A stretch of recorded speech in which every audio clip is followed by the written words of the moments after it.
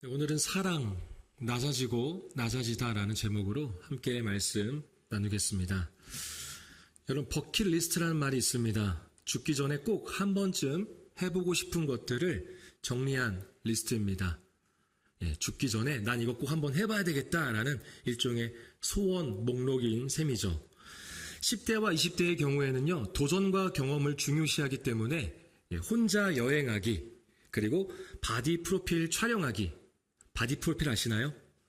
휘트니스나 이렇게 헬스클럽을 다녀서 본인이 원하는 몸매를 만들고 사진관에 가서 사진을 찍는 겁니다. 나도 이런 멋진 몸매 있어! 라는 것을 자랑하려고 사진을 찍는 것을 바디 프로필 촬영이라고 합니다. 그리고 유튜브 1만 구독자 만들기 등이 있었다고 합니다. 그리고 30대의 경우에는요, 경제적 안정과 관계를 중요시 여기기 때문에 내 집 마련하기, 그리고 아이와 함께 해외여행 가기, 그리고 리마인드 웨딩 촬영 등이 있었습니다. 제가 검색을 하면서 좀 놀라웠습니다. 왜냐하면 이 리마인드 웨딩은 보통 나이가 많으신 결혼을 한 30년, 40년 하셨던 분들이 기념을 해서 옛날 생각을 하면서 이렇게 촬영을 하는 줄 알았는데요. 요즘에는 결혼한 지 얼마 안 된 부부들이, 그렇게 30대 부부들이 리마인드 웨딩 촬영을 하기도 한다고 합니다. 40대부터는 건강과 재정적 안정을 생각합니다. 그래서 꾸준히 운동하기, 재테크로 노후 대비하기 등을 리스트에 올렸습니다. 50대는요, 제2의 인생의 시작이잖아요. 그래서 재취업 준비하기, 봉사활동하기 등이었고, 60대는 평생 해보고 싶었던 취미 시작하기. 그러니까 아무래도 60이 되기 전까지는 내가 원했던 취미는 하지 못했던 것 같아요. 그래서 평생 해보고 싶었던 취미를 60대 돼서 시작하기입니다. 또는 재능 기부하기 등을 리스트로 세웠습니다. 70대는요, 자녀 또는 손주와 추억 만들기, 자서전 쓰기, 스마트폰이나 컴퓨터와 같은 새로운 기술을 익히기를 꼽았습니다. 80대도 있습니다.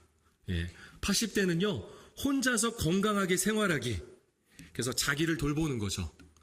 또 옛 친구 만나기, 젊은 세대에게 삶의 지혜를 들려주기 등 일상에서의 행복과 경험을 공유하기를 원했습니다.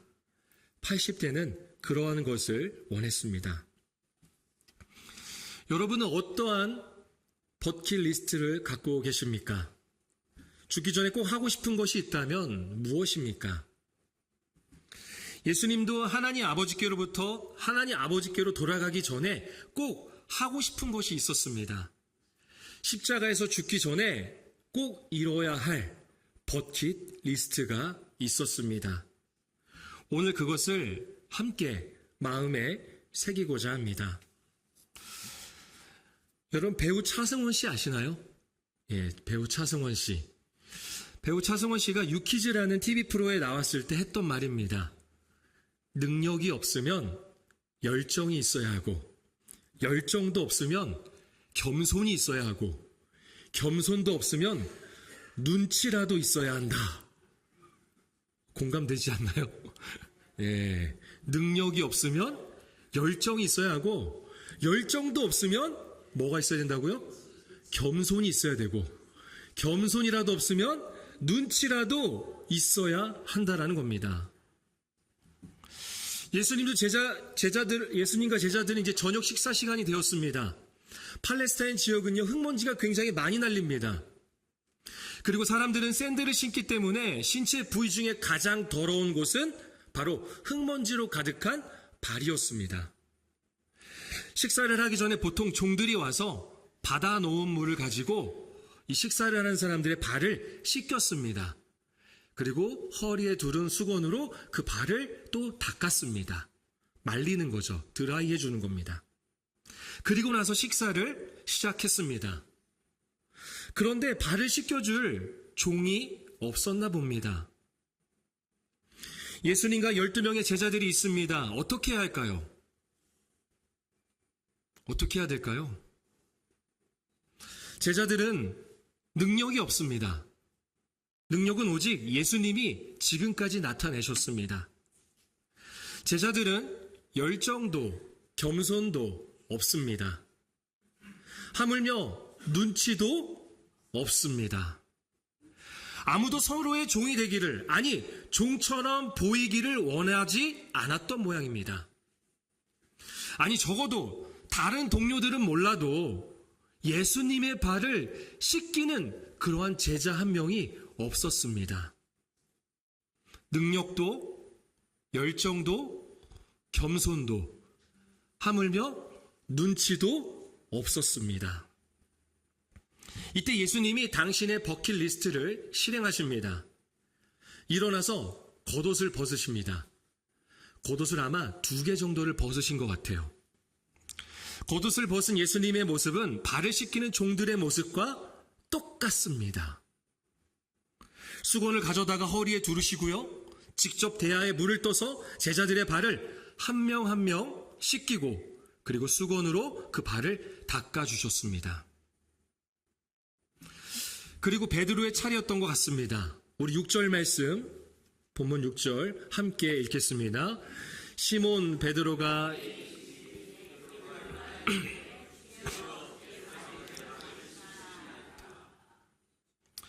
사실 베드로뿐만이 아니었을 겁니다. 모두가 놀란 나머지 움직일 수가 없었을 겁니다. 발을 씻기는 것은 노예가 하는 일이기 때문입니다. 어쨌든 베드로에 의해 예수님께서 제자들의 발을 씻기시는 일이 잠깐 중단이 되었습니다. 베드로의 성격이 그대로 나오죠. 궁금해서 질문하는 게 아닙니다. 베드로는 지금 이렇게 말하는 것입니다. 주님, 이건 아니죠. 이건 아니죠. 이건 이해가 되지 않습니다. 도저히 납득이 되지 않아요. 하지 마세요. 저도 하지 않을 테니까요. 주님 하시면 안 됩니다. 주님은 왕이 되셔야 할 분입니다. 이런 거 하시면 안 됩니다. 라는 거예요. 예수님께서 어떻게 베드로에게 대답하시는지 이어서 7절 말씀 함께 읽겠습니다. 예수께서 대답하여 이르시되 내가 하는 것을 내가 지금은 알지 못하나 이후에는 지금은 알 수 없다라는 겁니다. 후에 성령께서 오시면 알게 하십니다. 지금 베드로는 이해가 되지 않습니다. 납득이 되지 않습니다. 너무나도 충격적입니다. 부담이 됩니다. 나의 성공을 이끌어줄 왕이 노예처럼 종의 모습을 보입니다. 이건 안 됩니다. 이러시면 안 되는 겁니다. 그런데 예수님 말씀하십니다. 내가 하는 것을 내가 지금은 알지 못하나 이후에는 알리라. 맞습니다. 주님이 때로는 우리에게 행하시는 것들이 있습니다. 저와 여러분에게 주님이 행하시는 것들이 있으세요. 마치 베드로와 더불어서 그 제자들의 발을 씻기시는 것처럼 도저히 이해되지 않고 납득이 되지 않는 것들을 우리에게 행하시고 요구하실 때가 있습니다. 그런 일로 우리를 부르실 때가 있습니다. 때로는 그것이 환경이 되기도 하고요. 사람의 관계로서 하나님이 일하시기도 합니다. 잘 이해가 되지 않아요. 납득이 안 돼요. 불편해요. 귀찮아요. 자존심 상해요. 너무 부담돼요. 아무리 생각해도 왜 하는지 모르겠어요. 굳이 그렇게까지 해야 되나 싶습니다. 어쩔 때는 나만 뒤처지는 거 아닌가? 나만 손해보는 거 아니야? 라는 마음이 들기도 합니다. 그런데 그럼에도 순종하셔야 합니다. 주님이 나에게 행하시는 것들, 이 사역이, 이 사람이, 이 환경이 지금은 알 수 없지만 알게 하시는 때가 있다라는 겁니다. 알게 하시는 그때까지 우리는 멈추지 않고 순종해야 합니다. 이해되지 않아도 그 부르심에, 그 말씀 앞에 순종함으로 나아가는 주님의 제자가 되기를 소망합니다. 그럼에도 불구하고 베드로는 순종할 수가 없었습니다. 우리 8절 말씀, 8절 함께 읽겠습니다. 베드로가 이르되 내 발을 절대로 씻지 못하시리이다. 예수께서 대답하시되 내가 너를 씻어주지 아니하면 내가 나와 상관이. 베드로는 말합니다. 내 발을 절대 씻지 못하리이다. 내 발을 영원히 씻을 수 없습니다 라는 거예요. 베드로는 이전에도 예수님께 강하게 자기의 뜻을 주장한 적이 있었습니다. 예수님께서 내가 예루살렘에 올라가면 종교 지도자들이 나를 잡고 고난시킬 거야. 난 그렇게 고난을 당할 거야. 그리고 죽임을 당할 거야. 그런데 3일 만에 나는 다시 살아날 거야 라고 제자들에게 말씀하셨습니다. 그러자 베드로가 어떻게 말했는지 마태복음 16장 22절 말씀, 마태복음 16장 22절 함께 읽겠습니다. 베드로가 예수를 붙들고 항변하여 이르되 주여 그리 마옵소서. 이 일이 결코 주께. 베드로는 예수님을 붙들고 안 된다는 거예요. 안 된다는 거예요. 말도 안 되는 소리 하지 말라는 거죠. 내가 그렇게 되지 않도록 막아보겠습니다 라고 말하는 겁니다.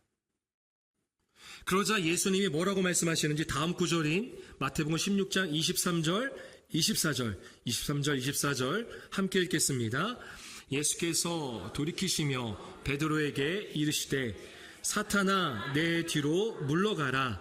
너는 나를 넘어지게 하는 자로다. 내가 하나님의 일을 생각하지 아니하고 도리어 사람의 일을. 이에 예수께서 제자들에게 이르시되 누구든지 나를 따라오려거든 자기를 부인하고 자기 십자가를 지고 나를 따를 것이니라. 베드로가요 예수님께 아주 크게 혼이 납니다. 예수님을 따른다는 것은 예수님을 지키는 자가 되는 것이 아니라 자기를 부인하고 자기 십자가를 지는 것입니다. 다시 한번 말씀드릴게요. 예수님을 따른다는 것은 내가 예수님을 지키는 자가 되는 것이 아니라 자기를 부인하고 나에게 맡겨진 십자가를 지는 것입니다. 내 생각, 내 지식, 내 경험, 내 능력을 내려놓고 나에게 주신 십자가를 지는 것입니다. 오늘 본문 8절에서 예수님이 하셨던 말씀, 내가 너를 씻겨주지 않으면 너는 나와 아무 상관이 없다 라는 말씀이 바로 그러한 의미입니다. 여기서 말하는 상관은요, 그 원어적 의미가 몫이에요. 내 몫 할 때 있잖아요. 내 몫이 뭐야? 내 몫 줘야지 라고 할 때 그 몫이에요. 또는 상속입니다. 상속. 누군가로부터 받는 것이죠. 예수님께서 씻겨주셔야만 그 몫을 받을 수 있다라는 거예요. 상속을 받을 수 있다라는 것이죠. 우리에게 십자가를 몫으로 십자가를 상속하신다라는 겁니다. 신체 중 가장 더러운 발을 씻기는 것은 예수님께서 이들의 더러운 죄를 용서하기 위해 십자가를 지신다라는 것을 의미합니다. 다시 말해서 제자들의 발을 씻기신 것은요, 예수님이 그들의 죄를 씻기기 위해서, 용서하기 위해서 십자가를 지시는 것을 의미하는 거예요. 그리고 그 십자가를 몫으로 상속하신다라는 겁니다. 우리가 영적으로 가장 더러운 죄가 씻겨진 존재라면 우리는 모두 십자가의 상속자입니다. 십자가를 몫으로 상속받았습니다. 그 십자가가 하나님의 나라에 거하게 하는 축복의 통로가 됩니다. 베드로는 상속받았다는 말에 기분이 좋았습니다. 뭔가 주어진다라는 것에 기분이 좋았어요. 그래서 손과 머리도 씻겨달라고 요청하죠. 많은 부위를 씻겨주시면 더 많은 복과 상속이 있었던 걸로 생각했던 것 같습니다. 예수님께서 십자가에서 죽으심으로 베드로뿐만이 아니라 우리의 모든 죄가 용서받았습니다. 우리는 하나님 나라를 그렇게 상속받았고 이제 이 땅에서 십자가의 상속자로 살아가야 하는 것입니다. 각자에게 주어진 십자가를 짊어지고 하나님 나라를 상속받은 자로서 살아가는 십자가의 상속자가 되기를 축복합니다. 그렇다면 예수님은 왜 제자들의 발을 씻기신 걸까요? 이것이 왜 죽음을 앞두고 있는, 이제 곧 있으면 예수님 죽으시거든요. 죽음을 앞두고 있는 예수님의 버킷리스트가 된 것일까요? 요한복음 13장 14절과 15절 말씀, 14절 15절 두 절 함께 읽겠습니다. 내가 주와 또는 선생이 되어 너희 발을 씻었으니 너희도 서로 발을 씻어주는 것이 옳으니라. 내가 너희에게 행한 것 같이 너희도 행하게 하려 하여 본을 보였노라. 서로의 발을 씻겨주게 하기 위해 본을 보이신 것입니다. 13장 1절의 표현 따라 예수님은 제자들을 끝까지 사랑하셨습니다. 그 끝까지 사랑하시는 예수님이 제자들에게 원하셨던 것, 꼭 하고 싶고 꼭 되기를 원하셨던 것은 바로 서로 사랑하는 것이었습니다. 하나님의 아들이 이 땅에 우리와 똑같은 사람의 모습으로 오셨습니다. 낮아지신 것이죠. 그러한 분이 제자들의 발을 씻기시는 종의 모습으로 더 낮아지셨습니다. 그리고 십자가에서 죽기까지 더욱더 낮아지셨습니다. 왜 그렇게 낮아지신 걸까요? 저와 여러분, 우리를 사랑하시기 때문입니다. 사랑은 낮아지고 낮아지는 것입니다. 주님은 우리가 주님보다 낮아지고 낮아져서 주님을 사랑하기를 원하시는 게 아니라 서로의 발을 씻겨주듯 서로 사랑하기를 원하십니다. 이게 바로 주님의 버킷리스트입니다. 우리는 주님의 버킷리스트를 반드시 기억해야 합니다. 가정에서도 교회에서도 직장에서도 주님이 보이신 사랑을 기억하며 낮아지고 낮아져야 합니다. 십자가는 그렇게 지는 것입니다. 하나님 나라는 그렇게 상속받는 것입니다. 배우 김혜자 씨의 꽃으로도 때리지 말라라는 책이 있습니다. 꽃으로도 때리지 말라. 김혜자 씨 아시죠? 예, 국민 배우 김혜자 씨인데요. 그 책에 보면은 잭 켈리라는 한 신문 기자의 체험담이 소개되어 있습니다. 이것을 제가 잠깐 소개할까 합니다. 기자 일행이 소말리아의 수도 모가디슈에 있을 때 기근이 극심했습니다. 한 마을에 들어갔을 때 마을 사람들은 모두 죽어 있었고 거기서 한 작은 소년을 발견합니다. 소년은 온몸에 벌레에 물려 있었고 영양실조에 걸려 배가 불룩했습니다. 머리카락은 빨갛게 변해 있었으며 피부는 한 100살이나 된 사람처럼 보였습니다. 마침 일행 중에 한 사진기자가 과일 하나를 갖고 있어서 소년에게 주었습니다. 그러나 소년은 너무 허약해서 그것을 들고 있을 힘이 없었습니다. 기자는 그것을 반으로 잘라서 소년에게 주었습니다. 소년은 그것을 받아들고는 고맙다는 눈짓을 하더니 마을을 향해 걸어갔습니다. 기자 일행이 소년의 뒤를 따라갔지만 소년은 그것을 의식하지 못했습니다. 소년이 마을에 들어섰을 때 이미 죽은 것처럼 보이는 한 작은 아이가 땅바닥에 누워 있었습니다. 아이의 눈은 완전히 감겨 있었습니다. 이 작은 아이는 소년의 동생이었습니다.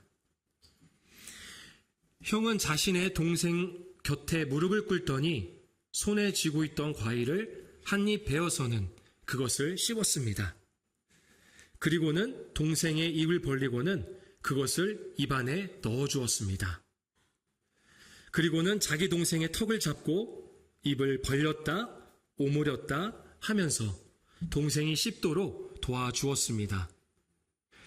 기자 일행은 그 소년이 자기 동생을 위해 보름 동안이나 그렇게 해온 것을 나중에야 알게 되었습니다. 며칠 뒤 결국 소녀는 영양실조로 죽었습니다. 그러나 소년의 동생은 살아남았습니다. 여러분, 소년의 동생이 살아날 수 있었던 이유는 무엇일까요? 바로 소년의 사랑입니다. 낮아지고 낮아지는 사랑입니다. 내 생명보다 더 소중히 여기는 그 동생에 대한 사랑이 있었기 때문에 동생보다 낮아지고 낮아진 그 사랑이 있었기 때문에 소년의 동생은 살 수 있었던 것입니다. 이미 하나님의 아들로부터 그 사랑을 받은 내가 이제 그 사랑을 감당해야 합니다. 낮아지고 낮아지는 사랑을 통해 가정과 직장과 학교와 교회와 지역에 생명이 살아나기를 소망합니다. 소망합니다. 말씀을 정리합니다. 너무나도 유명한 시인이 있습니다. 바로 나태주. 여러분 잘 아시죠? 나태주 시인이 작년에 버킷리스트라는 시집을 출간하였습니다. 그 시집의 시 한 편을 제가 한번 읽어보겠습니다. 제목은 버킷리스트 1입니다. 첫 번째, 지금이라도 너에게 사랑받고 싶다. 아니다, 지금이라도 너를 사랑하고 싶다. 예수님이 죽기 전에 꼭 하고 싶었던, 꼭 이루어지길 바랐던 버킷리스트는 사랑을 받는 것이 아니라 사랑을 하는 것이었습니다. 그리고 그 사랑이 모두에게 흘러가기를 원하셨습니다. 서로에게 낮아지고 낮아지는 사랑을 통해 영혼과 생명이 살아나기를 원하셨습니다.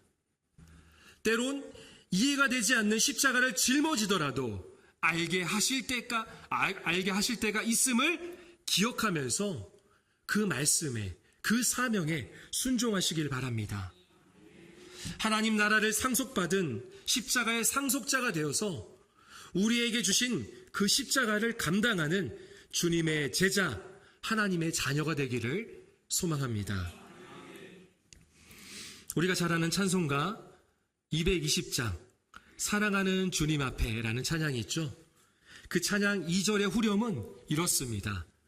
우리 주님 거룩한 손 제자들의 발을 씻어 남 섬기는 종의 도를 몸소 행해 보이셨네. 1절의 후렴은요 이렇게 고백하죠. 내 주 예수 본을 받아 모든 사람 내 몸같이 환난 근심 위로하고 진심으로 사랑하세. 주님은 우리에게 요구하시고 원하십니다. 주님을 사랑하는 것보다 서로 사랑하기를, 진심으로 사랑하기를 주님이 원하시는 줄 믿습니다. 그 사랑을 실천하는 저와 여러분이 되기를 소망합니다.